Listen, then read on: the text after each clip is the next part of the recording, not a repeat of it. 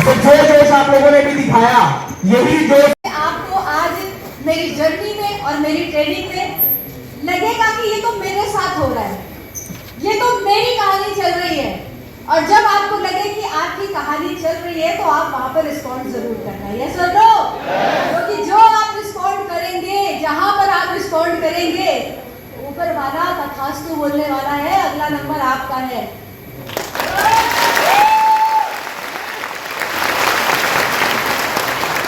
और फ्रेंड्स, आज का दिन भी बहुत अच्छा है मेरे लिए।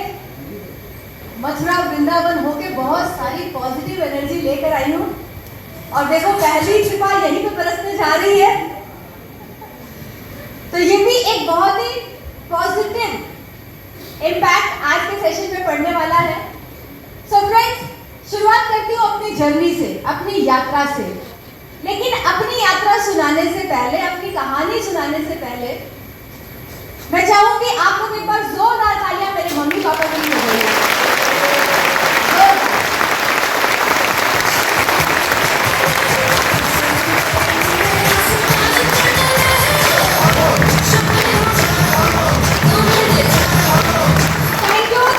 Thank you.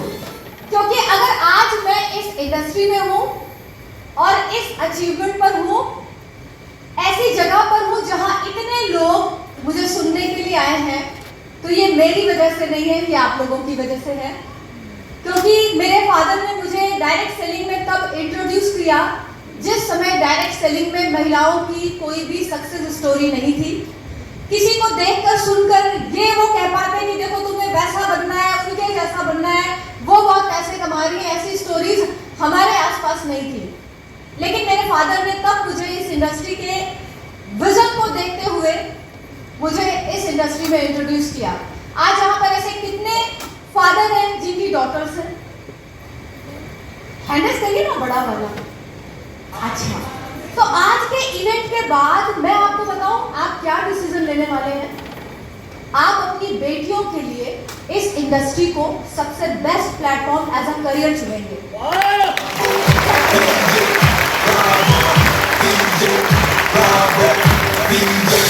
आपको पता है, कुछ सालों के बाद जब आपकी बेटियां बड़ी होंगी और वो कहीं सेमिनार कर रही होंगी, तो इस फोटो में आप अपनी फोटो देखिएगा और वो ऐसी स्टोरी सुना रही होंगी कि मेरे पापा ने मुझे इस इंडस्ट्री में लॉन्च किया और आपके लिए किसी शहर में कहीं पर तालियां बज रही होंगी। आप उस पिक्चर को अभी देख पा रहे हैं? देख पा रहे हैं? अपनी बेटी को देख पा रहे हैं कि वो ऐसे कहीं सेमिनार करेगी और पहले आपका फोटो दिखाएगी और आपके लिए तालियां बजवाएगी, क्योंकि आपने उसे वो प्लेटफॉर्म दिया जो प्लेटफॉर्म उसके सपनों को पूरा करेगा। यस और नो? तो चलिए फ्रेंड्स, स्टार्ट करते हैं। मैं सबसे पहले आपको बता दूं कि मैं किसी करोड़पति परिवार से नहीं हूं, मेट्रो सिटी से भी नहीं हूं। एक छोटा सा गांव, पीपल गांव, प्रयागराज के अंदर।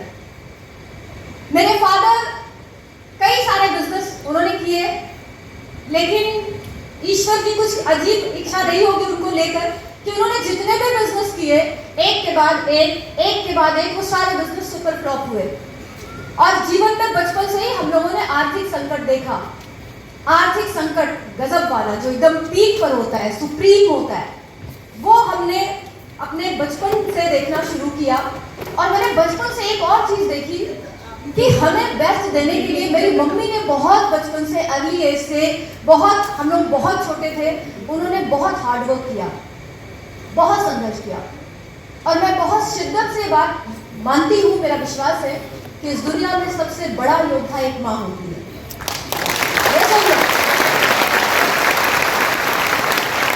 मैं जिस गांव में मेरा जन्म हुआ, मैं 2 भाई 2 बहन, 4 बच्चे, मेरी मम्मी पापा के बिजनेस एक के बाद एक टॉप होने लगे और हम एक ऐसे जीवन को जी रहे थे, एक ऐसी लोअर मिडिल क्लास फैमिली जो कर्ज में डूबी हुई थी। किसमें? यहाँ पर ऐसे कितने लोग हैं जो जिनके ऊपर कर्ज है, किसी भी प्रकार का लोन, कर्ज? आधे से ज्यादा। आप लोगों का नंबर है अगला यहाँ आने का। एक बार आपको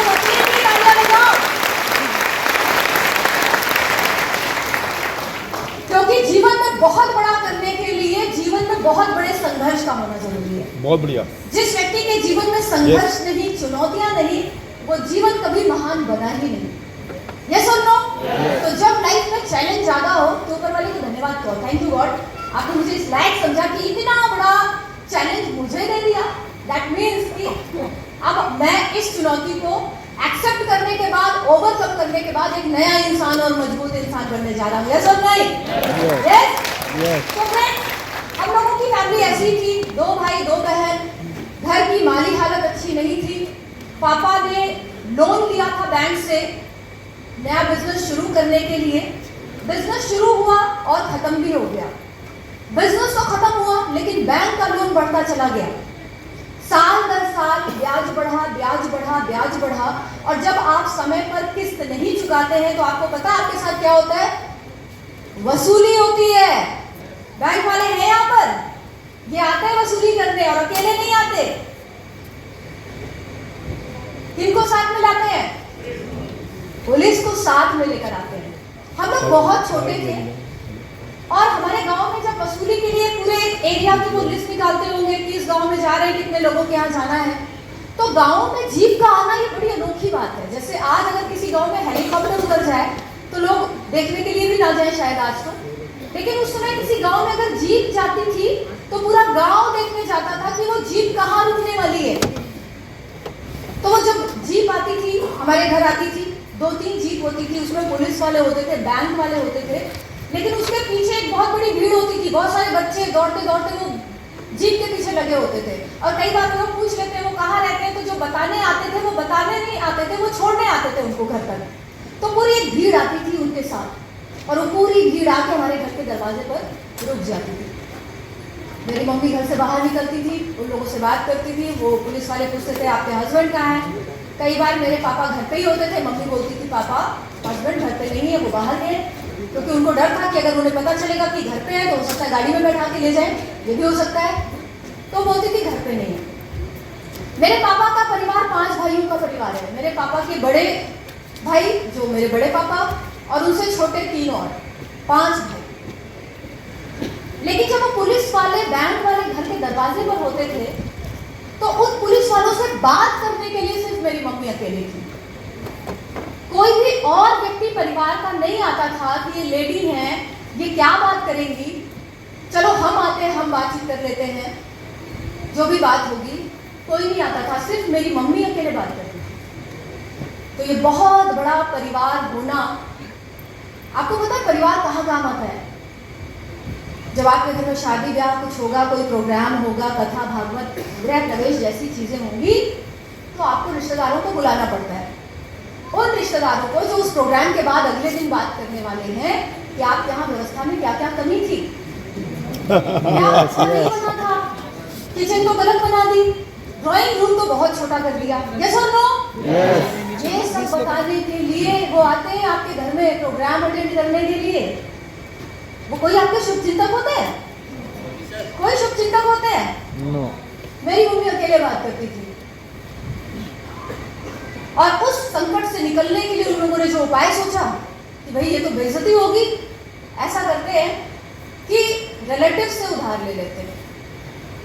आपको बताऊं वो अमाउंट इतना कम था, आज अगर मैं सोचूं इतना कम था कि 1 महीने का मेरा जो ड्राइवर का खर्च है उसके बराबर का अमाउंट था, इतना ज्यादा नहीं था।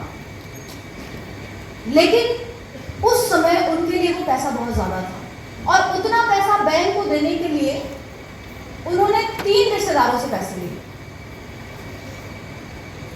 3 रिश्तेदारों से बैंक वाले को दे दिया, गाड़ियां आनी बंद हो गई। लेकिन गाड़ियां तो बंद हो गई, वो साल में 1 बार आती थी। रिश्तेदार हर जगह, कहीं भी जाओ, पार्टी में, फंक्शन में, शादी में, कथा में, बर्थडे में, वो हमें देखते थे और वो हमसे बोलते थे मम्मी को बोल देना कि पैसे दे दें, पापा को बोल देना पैसे दे दें। वो ये भी नहीं देखते थे कि बच्चे हैं, बहुत छोटे हैं, इनसे अभी ये सवाल नहीं करना चाहिए, 10 लोगों के सामने इनसे ऐसी बात नहीं करनी चाहिए थी, लेकिन वो ऐसा करते थे। आप लोगों को भी ऐसा दर्द भरा, ऐसा अपमानजनक जीवन कभी ना कभी तो अनुभव किया होगा आपने? यस और नो? कोई व्यक्ति कहीं मिल गया और आपसे बोल रहे कि सर पैसे दे दीजिए, अभी तक पैसे नहीं दिए, तो वो अपमानजनक स्थिति हमारे जीवन में बहुत बार आई, बहुत बार आई। फिर खैर किसी तरह से मेरे मम्मी पापा ने उस कर्ज को धीरे धीरे करके उन लोगों को दिया। मेरी मम्मी बहुत ज्यादा हार्ड वर्क करती थी। उनकी सुबह होती थी 4 बजे। 4 बजे सुबह उठना, पूरे घर का काम निपटाना, 4 बच्चों का लंच तैयार करना, टिफिन पैक करना, सबको नाश्ता कराना, लेकर स्कूल पहुंचना, पैदल स्कूल पहुंचती थी। इसके बाद सबको आना पड़ेगा सर। छुट्टी होती थी स्कूल की, एक आदमी के चक्कर में सबको घर, दिक्कत है।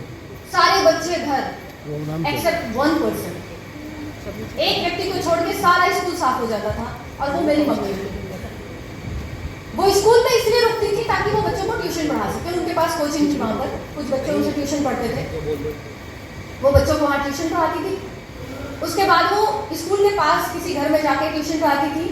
जब वो घर आती थी तो उनके घर आने के पहले बहुत सारे बच्चे घर पे होते थे उनसे पढ़ने के लिए, और जब वो 3 शिफ्ट में ट्यूशन पढ़ा चुकी होती थी तो अपना लंच करती थी शाम को 7 बजे, शाम को 7 बजे।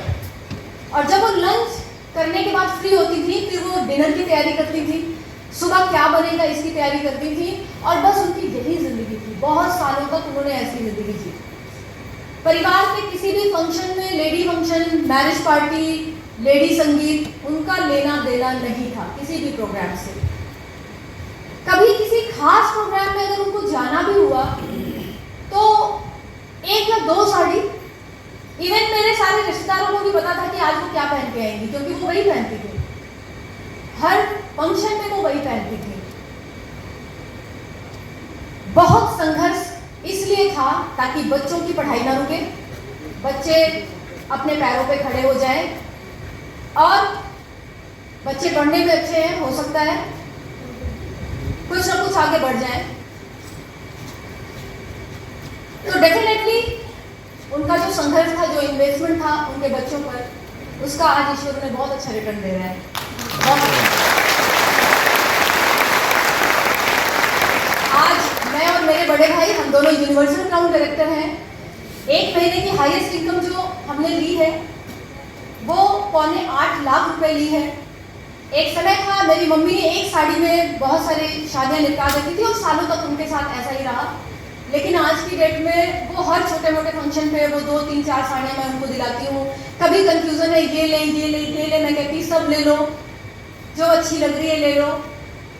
पहले वो बहुत किलोमीटर पैदल चलती थी, आज भी आपने देखा 4 गाड़ियाँ घर पे खड़ी रहती हैं। अगर वो सब्जी लेने भी जाती है तो ऑडी कार में जाती है।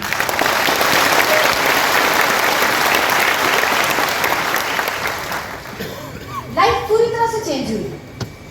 मुझे याद है हम एक ऐसे घर में रहते थे जो मिट्टी का कच्चा घर था, और जब बारिश होती थी, हर बारिश में मेरी मम्मी रात में सोती नहीं थी। मेरी मम्मी और मेरी बड़ी सिस्टर, वो पानी जहाँ से भी टपकता था नीचे बाल्टी रखना, पानी भरना, फिर उसको बाहर फेंकना। और मुझे पता है ऐसी स्थिति बहुत सारे लोग इंडियन फैमिलीज में ऐसा जीवन बहुत सारे लोग जी रहे हैं। यस और नो? यस और नो? यस। गेस्ट घर में आ जाए तो मन ये करता था निकलो, रुको मत, निकलो, जाओ, यस और नो, कैसे भी करके जाओ। कोई पूछता था, मेरी मम्मी जल्दी किसी को घर नहीं बुलाती थी। इवन जब मैं स्कूल में थी, कॉलेज में थी, तो मम्मी नहीं चाहती थी कि मैं अपनी फ्रेंड्स को लेके घर आऊँ। अभी समझ में आता है क्यों वो ऐसा बोलती रही होंगी, लेकिन ऐसा बहुत सारे लोगों के साथ नहीं है। यस और नो? रिलेटिव आए तो घर में ना रोकना पड़े, क्योंकि घर में व्यवस्था नहीं होती ठीक से, अरेंजमेंट्स नहीं होते। कितने घरों का भूगोल बिगड़ जाता है अगर घर में कुछ गेस्ट आके रुकने को हो। यस और नो? ऐसी स्थिति हम आज भी जी रहे हैं। और एक बात याद रखिएगा, ये जो कहानी मैं सुना रही हूँ ये सिर्फ मेरी कहानी नहीं, यहाँ बैठे बहुत सारे लोगों की कहानी है। यस। और अगर आप अपने संघर्ष को सफलता में नहीं बदल पाए तो वो कहानी सिर्फ कहानी रह जाएगी, वो किसी की प्रेरणा नहीं बनेगी। बहुत बढ़िया। इसलिए आपकी जिम्मेदारी है कि जो संघर्ष आपके जीवन में है, उस संघर्ष को जब तक आप सफलता ना बना दें तब तक रुकना नहीं है। और आप बिल्कुल मत समझिएगा कि चुनौतियां सिर्फ आपके जीवन में हैं। भगवान कृष्ण के जीवन में चुनौतियां आपसे ज्यादा थी या कम है? ज़्यादा। आप में से ऐसे कितने लोग हैं जिनका जन्म कारागार में हुआ, जेल में? एक भी नहीं हो। रातों रात उनको इतनी घनी बारिश में दूसरी जगह शिफ्ट करना पड़ा। बचपन से बहुत सारी आसुरी शक्तियां लग गई उनको, उनके जीवन को खत्म करने के लिए। ऐसा आपके साथ हो रहा है? किसी के साथ हो रहा है ऐसा? ऐसे कितने लोग हैं जिनको 14 वर्ष का वनवास मिला हो? आज राजगद्दी, कल राजगद्दी मिलनी थी और एक दिन पहले पिता ने कहा जाओ वनवासी की तरह से 14 साल रहो। आप में से अगर किसी को बोल दिया जाए, हम में से किसी को बोल दिया जाए, तो शायद उस दिन पिता से संबंध विच्छेद हो जाएंगे। यस और नो? और कितनी पत्नियां तो उसी दिन डाइवोर्स की नौबत आएगी। यस और नो? और एक रानी, सोचिए, जिनके पिता राजा जनक, जिनका पति भगवान राम, जिनके ससुर कौन, वो चुनती है कि मुझे जंगलों में रहना है, वनवास। अगर आज की नारी होती तो जाती? जाती? नहीं जाती। यस और नो? आप देखिए सकारात्मकता की पराकाष्ठा क्या है, पॉजिटिविटी की पराकाष्ठा क्या है। सब कुछ अच्छा होगा ना और आप पॉजिटिव हैं तो कोई बड़ी बात नहीं है। आपके पास घर है, खाना है, एक सैलरी आ रही है, घर में सब कुछ ठीक चल रहा है और आप सुपर पॉजिटिव हैं, कोई बड़ी बात नहीं है। सब रह लेते हैं। हर महीने 10 तारीख एक अच्छा अमाउंट अगर अकाउंट में ट्रांसफर हो रहा है और आप मोटिवेटेड हैं और आके स्टेज पे आग लगा देते हैं तो बहुत बड़ी बात है या नहीं है? Yes. बड़ी बात तब है जब जीवन संघर्षों से भरा हो, चुनौतियों से भरा हो। खाना रात में मिलेगा या नहीं मिलेगा, उसके बाद भी आप पॉजिटिव हैं, मोटिवेटेड हैं, then you are a leader, a true leader. मैं बहुत प्रेरणा लेती हूँ जब भगवान राम 14 वर्ष का वनवास करके अयोध्या लौटे तो पूरे अयोध्या में उत्सव का माहौल, दिए जलाए जा रहे हैं, दिवाली मनाई जा रही है, सारे लोग पूरी अयोध्या को दुल्हन की तरह सजाया है। अब वो आके सबसे मिल रहे हैं सिवाय एक के, कैकेयी को भवन में। वो इतनी ज्यादा दुखी, इतनी ज्यादा गिल्ट में कि मैं कैसे राम से नजरें मिलाऊंगी, क्योंकि 14 वर्ष का वनवास दिया किसने? अयोध्या तो सजी है, लेकिन मैं कैसे नजरें मिलाऊं? वो अपने कक्ष से बाहर नहीं आए। जब भगवान राम सबसे मिल लिए और उन्होंने देखा कि कैकेयी नजर आ रही नहीं है तो उन्होंने पूछा कि कैकेयी माता कहाँ है? तो बताया गया कि वो तो अपने भवन में है। तो वो उनसे मिलने उनके भवन, उनके कक्ष में पहुंच गए। जाते ही सबसे पहले उनके चरण छू लिए। तो कैकेयी जो आत्मज्ञानी से भरी हुई है कहती है, राम मैं तुमसे नजरें कैसे मिलाऊं? ये सब कुछ जो हुआ ये मेरी वजह से हुआ। ये सब कुछ जो हुआ ये किसकी वजह से हुआ? तो मेरा साहस नहीं कि मैं आपसे नजरें मिला सकूं। सकारात्मकता की पराकाष्ठा की बात कर रही हूं। भगवान राम क्या कहते हैं, वो क्यों मर्यादा पुरुषोत्तम राम है? कहते हैं, मां अगर आप ना होती तो दुनिया को कभी पता ना चलता कि राजा दशरथ अपने पुत्र से इतना प्रेम करते हैं कि वो पुत्र वियोग में अपने प्राण त्याग देंगे। बहुत बढ़िया, बहुत बढ़िया, बहुत बढ़िया, बहुत बढ़िया। माता आप ना होती तो दुनिया को कभी पता ना चलता कि राजसी वैभव में रहने वाली राजकुमारी सीता अपने पति धर्म को निभाने के लिए राजमहल का त्याग करके जंगलों में निवास करेगी। दुनिया को पता ना चलता। और माता यदि आप ना होती तो दुनिया को कभी पता ना चलता कि एक भाई राज सिंहासन का त्याग करके जंगलों में जाएगा और दूसरा भाई खड़ाऊ लेकर सिंहासन करेगा। यस और नो? फ्रेंड्स, हर नेगेटिविटी में, हर बुरी परिस्थिति में कुछ अच्छा है। सकारात्मक नजरें चाहिए उन्हें देखने के लिए। Yes or no? और मैंने अपनी मम्मी के अंदर बहुत पॉजिटिविटी देखी है, मतलब सुपर पॉजिटिव लेडी। मैं सोचती हूँ कई बार कि मेरी मम्मी ने तो कोई मीटिंग, ट्रेनिंग, सेमिनार नहीं अटेंड किए। पॉजिटिव मेंटल एटीट्यूड की किताबें वो पढ़ती नहीं। हर महीने 4 सेमिनार हम करते हैं, हम अटेंड करते हैं, फिर भी एक डाउन लाइन अगर बिजनेस बिजनेस छोड़ के जाता है, सारी लीडरशिप, सारा मोटिवेशन उस दिन खत्म। सर वो तो चला गया और आपको डर लगने लगता है, यस और नो? लेकिन पॉजिटिविटी बाहरी परिस्थितियों से नहीं आती, आपके आंतरिक नजरिए से आती है। आप जीवन को किस तरह से देखते हैं, ये महत्वपूर्ण है। फ्रेंड्स, जीवन चुनौतियों से भरा रहा, गरीबी में रहे। 7th क्लास में थी जब से ट्यूशन पढ़ाना शुरू किया, क्योंकि मम्मी घर आती थी, बहुत सारे बच्चे घर पे आ जाते थे उनके आने के पहले। तो मैंने सोचा जब तक मम्मी आएंगी तब तक मैं ही पढ़ा लेती हूँ। पढ़ाना शुरू किया, बच्चों को पढ़ाई समझ में आने लगी। तो उनके गार्जियंस ने बोला कि मैम अगर आप नहीं आ पाती, आपकी बेटी भी अच्छा पढ़ाती है, ये पढ़ा देगी, कोई दिक्कत नहीं। मम्मी ने कहा ठीक है। तब से जो पढ़ाना शुरू किया, फिर उसके बाद से मैंने पीछे मुड़कर नहीं देखा। कार्टून नेटवर्क क्या होता है, स्कूल से आने के बाद बच्चे खेलते हैं, बच्चों को स्पोर्ट्स पसंद है, वो घूमते हैं, वो क्या करते हैं मुझे नहीं पता। मुझे तो ये पता था मुझे पढ़ना है और पढ़ाना है। वहां से कहानी शुरू हुई। एक बार डायरेक्ट सेलिंग का एक सेमिनार देख लिया था बहुत पीछे बैठ के, इतना अच्छा लगा। ओ लेवल में एडमिशन के लिए पैसे मिले थे, पापा से नहीं पूछा, मम्मी से नहीं पूछा, भैया से नहीं पूछा, तुरंत ज्वाइन किया था। अभी इस हॉल के अंदर ऐसे बहुत सारे लोग हैं जो सेमिनार को देखने के बाद सुपर एक्साइटेड, मोटिवेटेड होंगे, और जब उनसे पूछेंगे कि सर लेट्स स्टार्ट, तो वो कहेंगे रुकिए सर, पापा से पूछ लें, पहले मम्मी से परमिशन ले लें, पहले वाइफ से पूछ लें, पहले हस्बैंड से पूछ लें, कुछ तो कहेंगे बेटों से पूछ लें। यस और नो? फ्रेंड्स, सेमिनार आपने अटेंड किया है, आपकी वाइफ बता सकती है वेस्टीज ज्वाइन करना चाहिए या नहीं? वाइफ ने ज्वाइन किया है तो क्या हस्बैंड बता सकता है करना चाहिए या नहीं?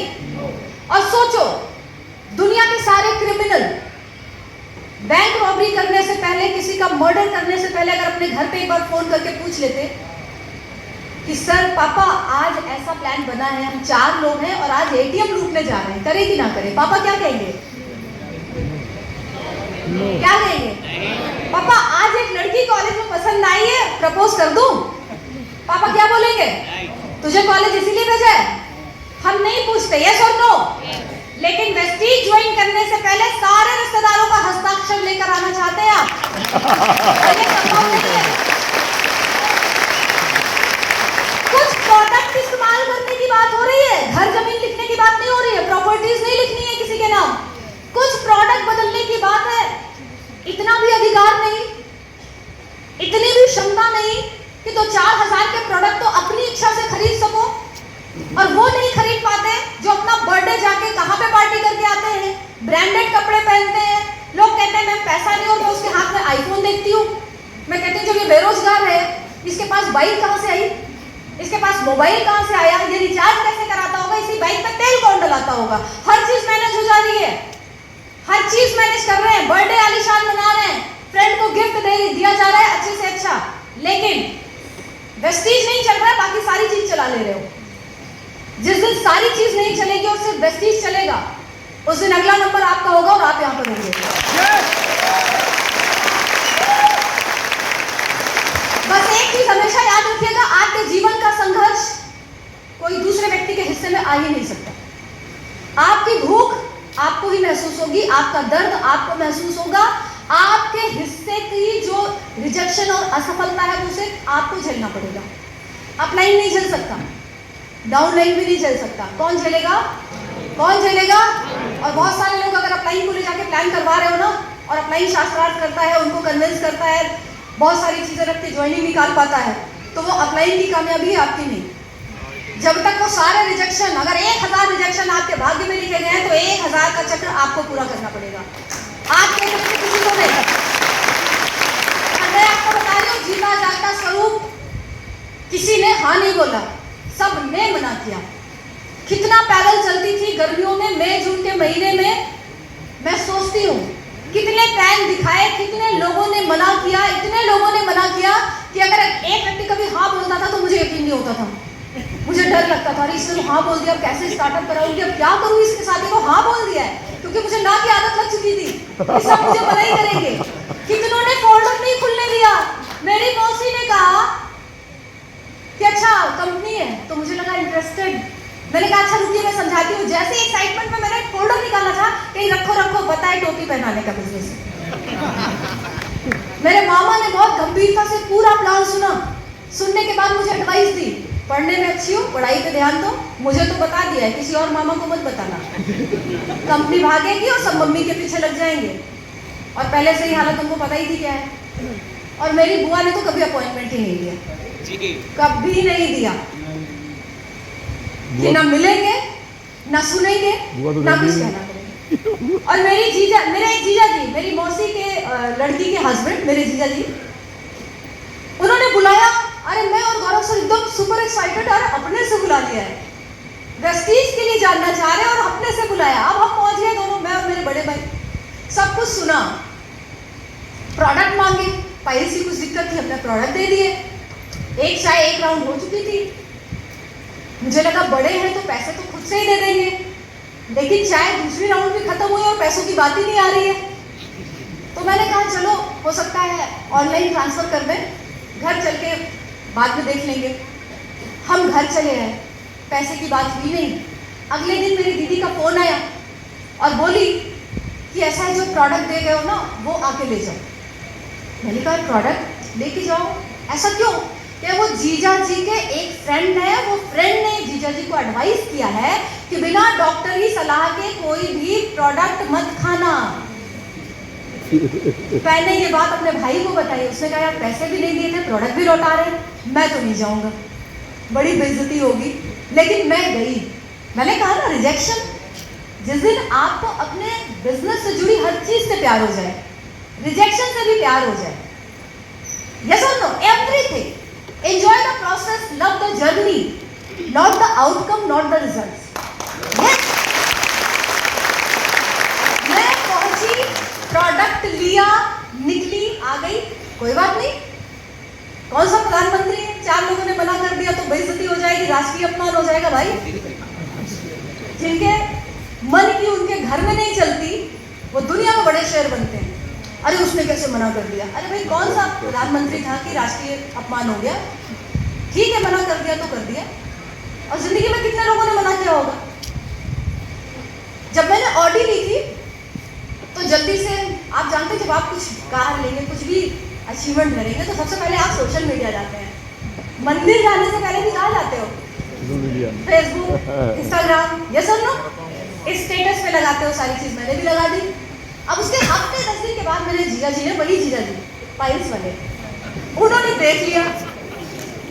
अब जब उन्होंने देख लिया तो उनका फोन आया। मैं कहीं पर बैठी थी, मीटिंग चल रही थी, सुबह 9:30 बजे का प्लान चल रहा था। तो मैंने फोन उठाया कि और कैसे क्या? मैंने बताया हाँ सब बढ़िया ठीक। क्या ये तुम्हारे फेसबुक पे ये ऑडी की फोटो लगी है? मैंने कहा हाँ। किसकी ऑडी है? मैंने कहा मेरी ऑडी है। किसकी ऑडी है? मेरी ऑडी है। तुमने ऑडी ले ली? हाँ मैंने ऑडी ले ली। तुमने सच में ऑडी ले ली? मैंने कहा हाँ मैंने सच में ऑडी ले ली। तो बोलते हैं ऐसा है, घर आओ और मुझे प्लान फिर से बताओ।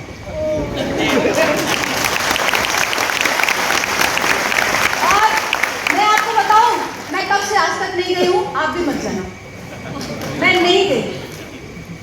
ऐसा वक्त सबका आएगा, लेकिन वक्त आता नहीं, वक्त को लाना पड़ता है।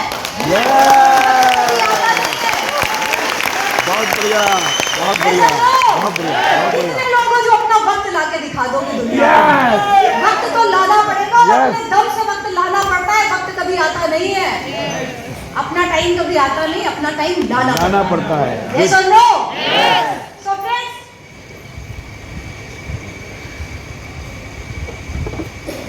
कुछ इस तरह से संघर्षों से डूबी हुई चीजें चल रही थी। डायरेक्ट सेलिंग में आ गई और लोगों ने मना करना शुरू कर दिया। लेकिन क्योंकि अगर आप हार मानने को तैयार नहीं है और आपके पास दूसरा ऑप्शन भी ना हो, दूसरा कोई विकल्प ना हो, तो आपको जी जान लगा देना चाहिए। अगर आपका जन्म अंबानी फैमिली में हुआ है, आपकी शादी राधिका मर्चेंट जैसी लड़की से हो चुकी है, तो आपको वेस्टीज की जरूरत ही कहाँ है? यस और नो?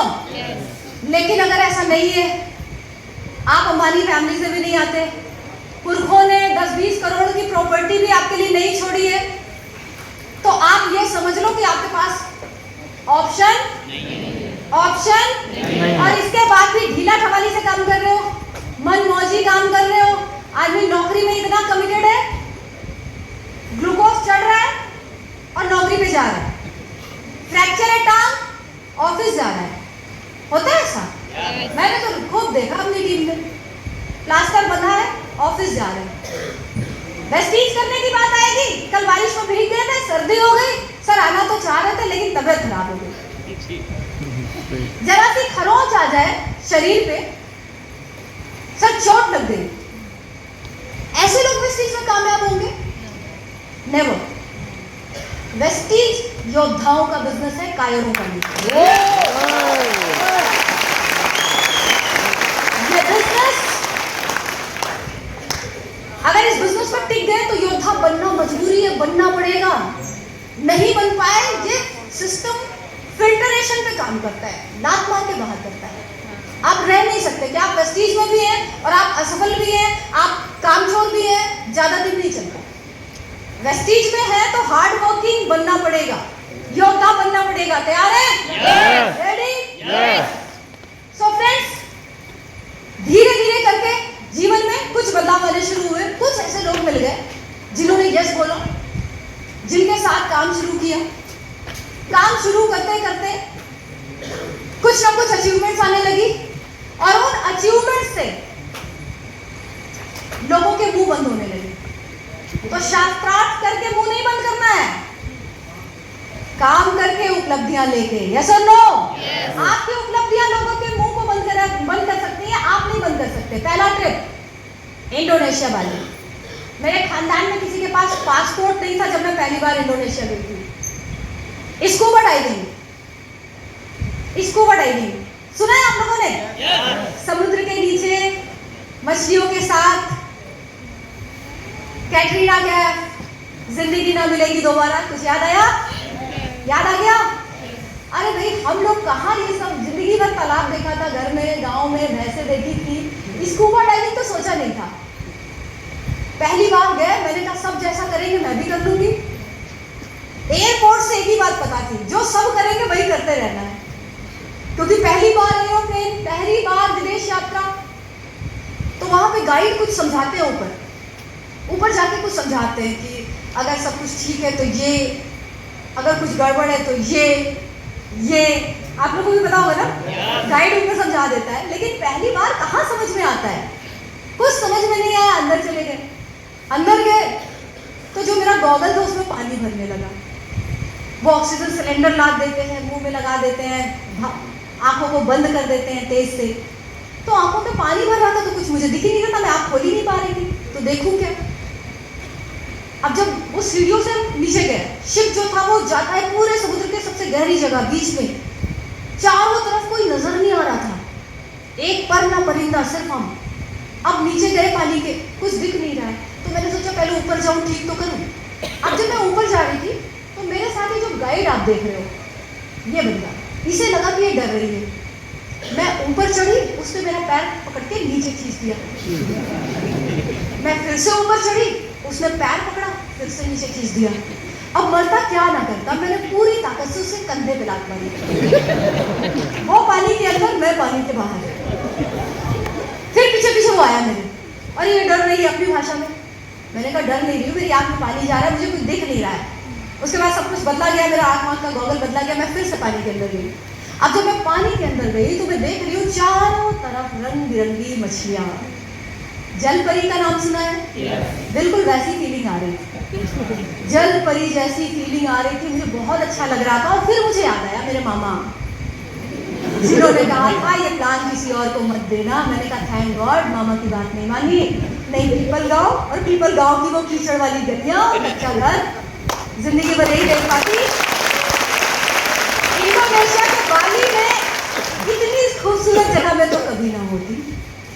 जब जल परी बन के पानी के अंदर टहल रही थी तो मुझे याद आई मेरी मौसी, जिसने कहा था रखो टोपी पहनाने का काम है।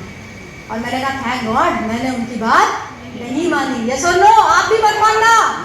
आपको भी बहुत सारे लोग ऐसे मिल रहे हैं, अरे भाई तुम और विदेश यात्रा शक्ल देगी, ऐसा बोलेंगे आपको, पर आप उनकी बात मानना नहीं। मानोगे तो नहीं? बस एक सूत्री कार्यक्रम 5 साल तक वेस्टीज, एकमात्र लक्ष्य।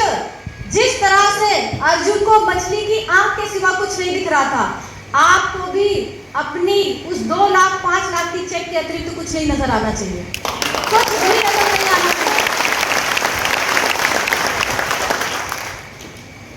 दुबई, फरारी वर्ल्ड, और फरारी वर्ल्ड के अंदर पता है क्या, दुनिया की द मोस्ट डेंजरस एक्टिविटी में एक एक्टिविटी का नाम है रोलर कोस्टर राइड। कितने लोगों ने सुना है? अरे भाई हम लोगों ने जिंदगी भर अपने प्रयागराज में बच्चों का झूला देखा था, तो पिक्चर कौन सी थी? झूले वाली। हमें क्या पता कि दुनिया की सबसे डेंजरस एक्टिविटी है। अब वहाँ फॉर्म साइन करा लिया गया, पता नहीं था फॉर्म किस बात का साइन करा लिया गया, बाद में पता चला जियो मरो हमसे मतलब नहीं है, कर दिया। अब झूले में जाके बैठ गए, 8 इधर 8 इधर, 16 लोग थे, 8 थे या 4 थे, बैठ गए सब लोग। तो मुझे तो लगा झूला है, मजा आएगा, गाड़ी चलेगी, मजा आएगा, और खूब चीखें आ रही थी। मैंने कहा लोग कितने खुश हैं, मजे में चिल्ला रहे हैं। मैं भी बैठ गई। तो जब झूले में बैठे ना, उस सीट पर बैठ गए, तो देखा कि वो पैर पीछे से एक लोहे की रॉड आई, पैर मेरा लॉक हो गया, फिर ये थाइस लॉक हो गए, फिर पेट लॉक हो गया, फिर जो हाथ ऐसे हैंडल करके बैठे थे वो हाथ भी लॉक हो गए। तब डर लगने लगा। मैंने कहा ये सामान्य झूला तो नहीं है। फिर गॉगल पहना दिया, और अब लग रहा था अब तो कुछ कर ही नहीं सकते, उठ के भाग भी नहीं सकते, ये क्या हो गया। उसके बाद वो झूला, वो गाड़ी चली, और फिर और चली, और वो इतनी स्पीड में चली कि वो ऊपर नीचे कहाँ कहाँ कहाँ, और लगा भगवान, सारे भगवान याद आ रहे थे। मैंने कहा कुछ भी हुआ तो घर वालों को अस्थियां तक नहीं मिलेंगी, कौन सा हिस्सा कहाँ कहाँ जाके गिरेगा।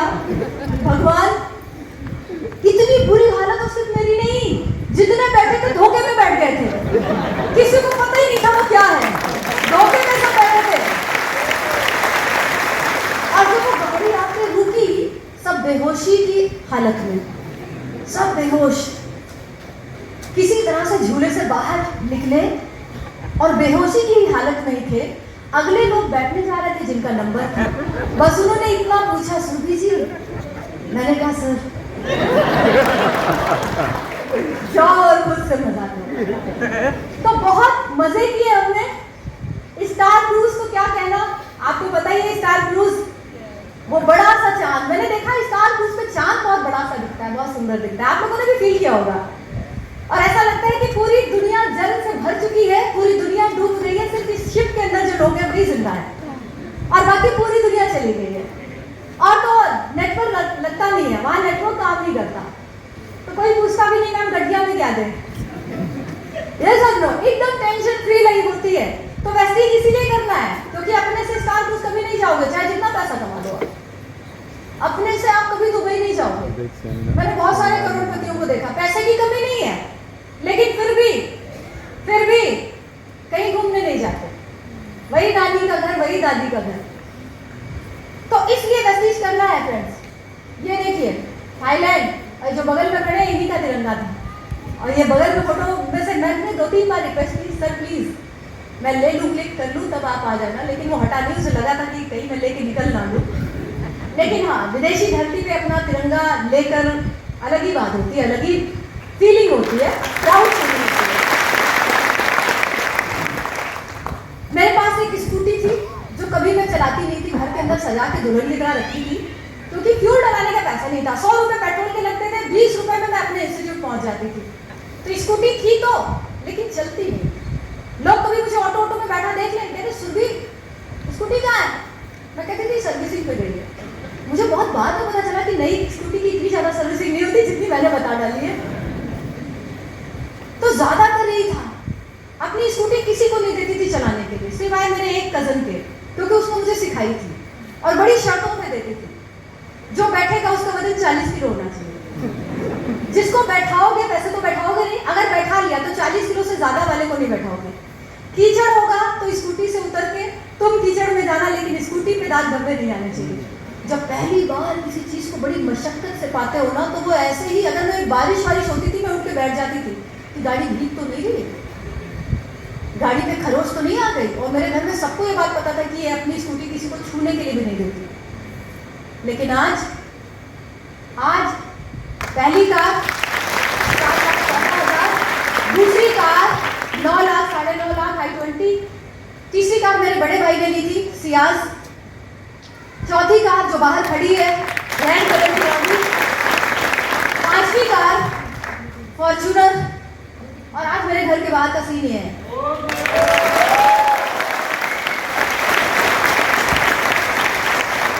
आज ये मेरे घर के बाहर का सीन है। कौन व्यक्ति कौन सी कार ले जाएगा मैं देखती तक नहीं।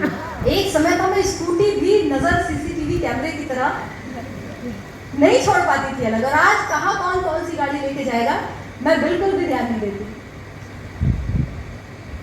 बहुत सारा सम्मान, बहुत सारी रिस्पेक्ट मुझे मिली है, बहुत सारी पहचान मुझे मिली है। मुझे लगता था मुझे कोई नहीं जानता पीपल गाँव वालों के अलावा, मेरे रिलेटिव्स के अलावा। जब मैं वेस्टीज में जाने आने लगी तो लोग कहते हैं अरे ऑडी वाली, तो मुझे लगने लगा कि लोग मुझे जानते हैं, लोग मुझे कई शहरों में जानते हैं, और मेरे गांव के बाहर, मेरे शहर के बाहर, मेरे स्टेट के बाहर भी लोग मुझे पहचानते हैं।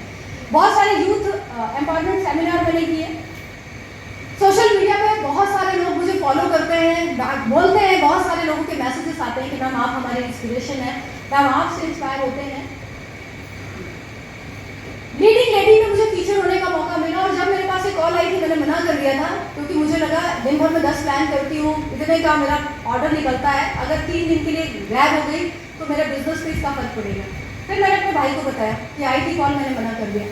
मेरे भाई ने कहा नहीं बहुत बड़ा मौका है, जाना है। फिर वो किसी तरह से मुझे लेकर आए दिल्ली, फिर ये शूट हुआ, और बाद में जब ये मैगजीन आई थी तो मुझे लगा कि इसमें होना बहुत ज़रूरी था। पे आउट की बात करूँ, मेरा फर्स्ट पे आउट था 827, हाईएस्ट पे आउट एक महीने में लिया है 4 लाख रुपए का, और अभी तक 3 करोड़ के आसपास के धन मैंने वेस्टीज से कमाया है।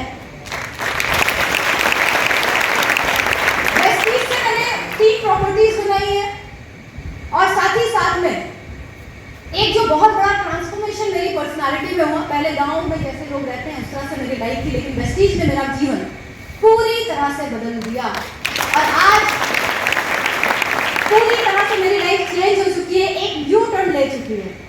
और ऐसा वेस्टीज में 2 से 5 साल में होता है, अगले जन्म में नहीं होगा, इसी जन्म में होगा, और 2 से 5 साल में होगा अगर पूरे कमिटमेंट के साथ आपने इस बिजनेस को 5 साल दे दिए। तैयार है? Are you all ready? आप जानना चाहते हैं ये हुआ कैसे? कितने लोग जानना चाहते हो? सारे लोग जानना चाहते हो? तो आज मैं सबसे पहले आपको बताऊंगी मेरे इस बिजनेस में आने का जो सबसे पहला मोटिव था, कारण था, उसके बारे में बात करेंगे।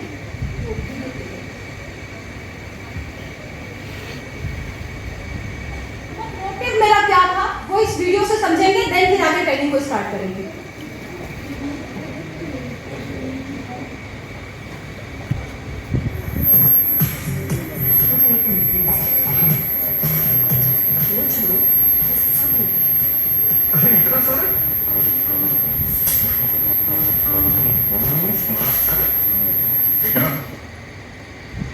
वॉल्यूम ऑन बना दीजिए, वॉल्यूम बना।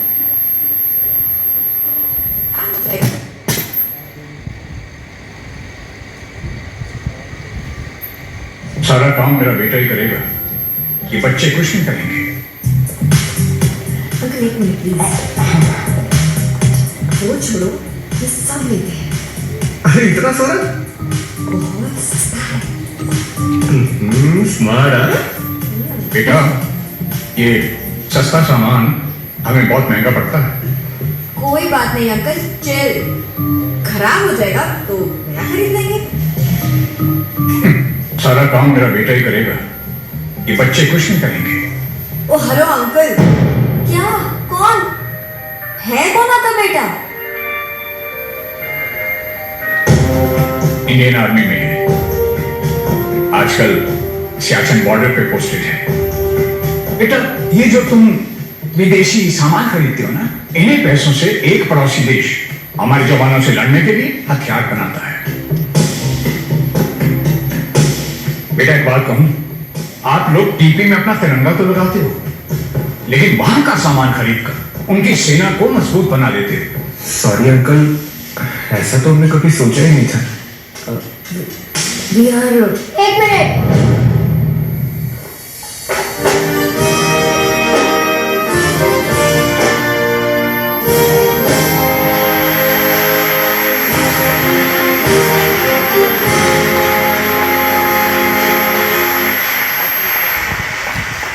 बहुत बढ़िया है, बहुत बढ़िया। कही जाती है आपके जीवन का लक्ष्य आपके जीवन से भी ज्यादा बड़ा होना चाहिए। यस यस यस और नो। और याद रखना, जो लोग इस बिजनेस को एक मिशन और पैशन मान के कर रहे हैं, वो ही हर चुनौतियों का सामना कर पाएंगे। 8-10 रिजेक्शन में लोग शहीद हो जाते हैं, 1-2 नेटवर्क खत्म हुआ, लोग शहीद, बिजनेस से आउट हो जाते हैं, टिक नहीं पाते। यस और नो। लेकिन जब लक्ष्य कुछ इतना बड़ा होगा कि अगर मैं इस कंपनी के प्रोडक्ट को इस्तेमाल करता हूं तो इससे मैं अपने देश की इकोनॉमी को स्ट्रेंथन करता हूं, और उतना बड़ा लक्ष्य, उतना बड़ा मिशन जब आपके मन में होगा तो आप इस बिजनेस से कोई हिला नहीं सकता, कोई नहीं हिला सकता। जो सियाचिन बॉर्डर की बात करी ना इन्होंने, ये सिर्फ 1-1.5 लाख की सैलरी की पावर नहीं कि किसी व्यक्ति को वहां पे खड़ा रखे। यस और नो। ठंड में अगर रजाई से बाहर एक उंगली भी निकल जाए तो जान निकल जाती है, और इतनी ठंड में भी अगर कोई व्यक्ति वहां पे खड़ा होके हमारी रक्षा के लिए खड़ा है और हम यहाँ निश्चिंत होके सो रहे हैं ना, तो उसका पर्पस, उसका उद्देश्य बहुत बड़ा है, बहुत बड़ा। सिर्फ सैलरी पाना नहीं, उससे भी बड़ा। वेस्टीज को करते समय अगर आपको लग रहा है मेरे 20,000 50,000 आ जाए, मेरा काम चल जाए, मेरा घर का खर्चा चल जाए, तो अभी आपका उद्देश्य बहुत छोटा है। जिस दिन आपका उद्देश्य बहुत बड़ा हो जाएगा कि मुझे इस बिजनेस में लाखों रुपए इसलिए कमाने हैं ताकि मैं अपने उस परिवार को वो रिटर्न दे सकूं, मुझे बड़ा करने में उन्होंने जो चुनौतियां, जो संघर्ष झेले हैं, मैं उसका रिटर्न देना चाहता हूं अपने परिवार को। मैं अपनी टीम के उन लोगों को, जिन लोगों ने मुझ पर तब विश्वास किया जब मेरे अपने लोगों ने मुझ पर विश्वास नहीं किया, मेरे अपने लोगों ने मुझ पर डाउट किया, मना किया, रिजेक्ट किया, लेकिन अपनी टीम के उन लोगों के लिए मुझे कड़ी मेहनत करनी है जिन्होंने मुझ पर तब विश्वास किया जब कोई विश्वास नहीं कर रहा था। और उसके बाद जो आपकी एनर्जी होगी ना, आपके अंदर का जो एक नया इंसान बाहर निकलेगा, उसको कोई रोक नहीं सकता, कोई नहीं रोक सकता। तो अपने लक्ष्य को बहुत बड़ा बनाना है। जितना बड़ा आपका लक्ष्य होगा उतनी बड़ी आपकी तैयारियां होंगी और उतनी बड़ी चुनौतियों को झेलने के लिए आप तैयार रहेंगे। यस यस और नो। चलिए, वो कहते हैं ना फ्रेंड्स, अगर एक कैंडल जल रही है, मोमबत्ती, उसको कोई भी बुझा सकता है, बुझा सकता है नहीं? अब आपका जो लक्ष्य है वो सिर्फ डायरेक्टर बनना है तो 4 रिश्तेदार बहुत हैं आपकी उस लौ को बुझाने के लिए। 4 रिश्तेदार। अगर आपकी इच्छा इस बिजनेस में कुछ और आगे बढ़ने की, स्टार बनने की, एक कार ले लो, तो मशाल है, आपको बुझाने में समय लगेगा। लेकिन अगर लग गए 10 लोग पीछे तो वो भी आपको बुझा ही डालेंगे। ये समझ लो। इसलिए इस बिजनेस को करते समय आपको जंगल की आग बनना पड़ेगा, जंगल की आग बनना पड़ेगा। जो बुझाने आएगा वो भी चलेगा, जो रोकने आएगा उसे आपके साथ ज्वाइन करना पड़ेगा, जो आपको मना करने के लिए आएगा, आपको समझाने के लिए आएगा, उसको समझ के जाना पड़ेगा। वो आग आपको पैदा करनी है। तैयार है? चलिए फ्रेंड्स, फर्स्ट ऑफ ऑल, कभी भी इस बिजनेस को सिर्फ बिजनेस मत मानिए, प्रोडक्ट मत मानिए। ये बिजनेस लोगों से जुड़ा हुआ बिजनेस है और ये बिजनेस पूरी तरह से आपके रिलेशनशिप से चलता है। हो सकता है कोई व्यक्ति प्रोडक्ट देखकर आ जाए, कोई व्यक्ति आपकी इनकम देखकर भी आ सकता है, लेकिन वो टिकेगा, रुकेगा तभी जब आप उसके साथ एक मानवीय संबंध भी बनाकर रखते हैं। यस और नो? क्योंकि लोग लोगों से जुड़ते हैं और लोगों को छोड़ते हैं। वेस्टीज से नहीं जुड़ते, किससे जुड़ते हैं? आपसे। वेस्टीज को नहीं छोड़ते, किसको छोड़ते हैं? और बड़े बड़े छोड़ देते हैं। क्यों? क्यों? ये बिजनेस है रिलेशनशिप का। आप लोगों से जुड़िए, लोगों को पसंद करिए, लोगों को प्यार करिए, उनकी परवाह करिए। लोग चिपके रहेंगे आपके आसपास, आप इशारा करेंगे वो आपके इशारे पे नाचेंगे, लेकिन कब? जब उन्हें ये विश्वास हो जाएगा कि आप उनकी परवाह करते हैं, आप उनका ख्याल रखते हैं। आप कितना कमाते हैं उनसे कोई लेना देना नहीं, आप कमाते हैं। कौन सी गाड़ी में चलते हैं कोई लेना देना नहीं, आप चलते हैं, आपका परिवार चलता है। लेकिन जिस दिन उन्हें यह पता चल गया कि आप उनकी परवाह करते हैं, आप उनकी केयर करते हैं, आप उन्हें कामयाब बनाने के लिए सच्चे दिल से, आपके मन में इच्छा है उन्हें कामयाब बनाने की, उस दिन वो आपके साथ चिपक जाते हैं, आपसे जुड़ जाते हैं, उनके दिल आपसे जुड़ जाते हैं। ये सब नो। तो कभी ये नहीं समझना है कि हमारी डाउनलाइन मनी मेकिंग मशीन है और सिर्फ टीवी लाना है, बिजनेस करना है, जोड़ना है, घटाना है।